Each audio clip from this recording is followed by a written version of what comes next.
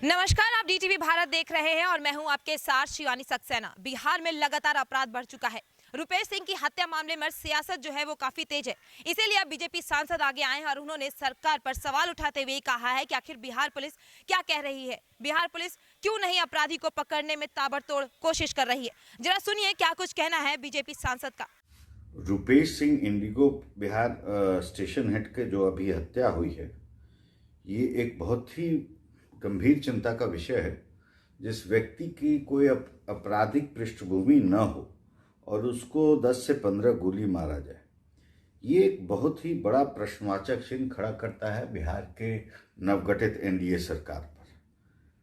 Patna police और Bihar police के साथ इन्वेस्टिगेशन की जिम्मेवारी बहुत गंभीर है उन पर, और 3 से 5 दिन के अंदर में पुलिस को एक निष्कर्ष पर आना ही पड़ेगा अविलंब, ताकि अगर केस सीबीआई को भी अगर सुपुर्द करना पड़े तो इमीडिएटली करना पड़ेगा उनको, ताकि ऐसा नहीं कि केस इतना घिसा पिटा हो जाए कि निष्कर्ष पे कोई संस्था पहुंच नहीं सके। ये इस बात का भी एक तहकीकात करना पड़ेगा कि लॉ एंड ऑर्डर की जो बात आजकल चल रही है वो क्या प्रायोजित है और नहीं है।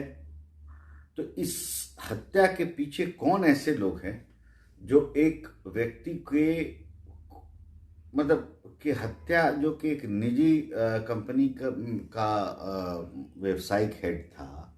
हाँ, ये जरूर है कि रुपेश जी अपने इलाके में सामाजिक रूपेण बहुत काम करते थे और लोकप्रिय थे, लेकिन हत्या क्यों? प्रश्न ये है, हत्या क्यों? तो पटना पुलिस के लिए ये सबसे चुनौती का केस आया है और उनको 3 से 5 दिन में अपना निर्धारण करना पड़ेगा अपनी सक्षमता को, कि वो सक्षम है इसको अंतिम मुकाम तक ले जाने के लिए, या इमीडिएटली उनको बिहार सरकार को इसको सुपुर्द कर देना चाहिए सीबीआई पे। ये महत्वपूर्ण है क्योंकि इन्वेस्टिगेशन का लॉजिकल कंक्लूजन समय पर होना चाहिए और उसको लीड्स भी मिलना चाहिए समय पे। नहीं तो वही सुशांत सिंह टाइप का केस हो जाएगा कि 1.5 से 2 महीना के बाद सुपुर्द हो रहा है। तो ये बहुत गंभीर है, बहुत चिंता का विषय और दुखद घटना है। बीते दिन जिस तरीके से रुपेश कुमार की उनके आवास के बाहर हत्या कर दी जाती है, अपराधी 2 थे। मोटरसाइकिल पर सवार अपराधियों को यह पता था कि आखिर रुपेश अपने घर से कब बाहर निकलेंगे, आखिर रुपेश ड्राइविंग सीट पर बैठेंगे क्योंकि ड्राइव वही करते हैं। उनकी वाइफ भी थोड़ी देर में बाहर आने वाली थी। गोलियों की ताबड़तोड़ आवाज सुनकर जब उनकी पत्नी वहां पर आती हैं तो वो अपने पति को खून में सना हुआ पाती हैं। जब तमाम लोग उन्हें अस्पताल लेके जाते हैं तो वहां पर डॉक्टर उन्हें मृत घोषित करते हैं। सवाल कई खड़े होते हैं कि आखिर जब ये वारदात हुई तो उस अपार्टमेंट का गार्ड कहां था। गार्ड का ये बयान सामने आता है कि वह सुबह ही जा चुका था क्योंकि उसके घर में किसी की मृत्यु हो चुकी थी। महज हत्या के कुछ ही घंटे बाद जब वो वापस आता है, वो वहां पर भीड़ को देखता है तो उसे पता चलता है कि आखिर वहां किसी को 6 गोलियां मारकर हत्या कर दी गई है। पुलिस क्या कर रही है? उसी एरिया में कुछ दिन पहले भी लूटपाट की घटना हुई थी। पुलिस उस समय कहां थी? लूटपाट की घटना को लेकर के पुलिस ने ये कहा कि अपराधी पकड़े जा चुके हैं।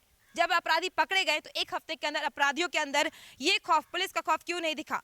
महज 1 हफ्ते के बाद ही रुपेश कुमार की हत्या कर दी गई। पुलिस आखिर कब तक ऐसा करते रहेगी? पुलिस आखिर कब जाकर के कोई कड़ा एक्शन लेगी? सियासत इस हद तक तेज हो चुकी है कि नेता प्रतिपक्ष तेजस्वी यादव, पूर्व स्वास्थ्य मंत्री तेजप्रताप यादव के साथ ही पप्पू यादव भी सवाल कर रहे हैं कि आखिर पुलिस को छूट क्यों नहीं दी जा रही? पुलिस को आखिर कब तक सरकार दबा कर रखेगी? रुपेश कुमार सिंह की हत्या को लेकर के डीटीवी भारत भी ये जानना चाहती है कि आखिर सरकार कब जाकर के अपराधियों पर कड़ा शिकंजा कसेगी और कब जाकर के अपराधियों को ताबड़तोड़ गोलियों से भुना जाएगा। क्योंकि जिस तरीके से पप्पू यादव ने ये सवाल किया है और उन्होंने ये कहा है कि एनकाउंटर कर देने चाहिए इन अपराधियों को, हम भी ये जानना चाहते हैं कि आखिर सरकार इन सभी अपराध पर कब लगाम लगाएगी। आप देख रहे हैं डीटीवी भारत, एक ऐसा चैनल जो आप तक तमाम खबरों को सबसे पहले लेकर आ रहा है, फिर चाहे वो राजनीति जगत की हो या फिर अपराध की। अगर अभी तक आपने हमारे चैनल को सब्सक्राइब नहीं किया है तो जरूर सब्सक्राइब करें और बेल आइकन का बटन भी जरूर दबाएं।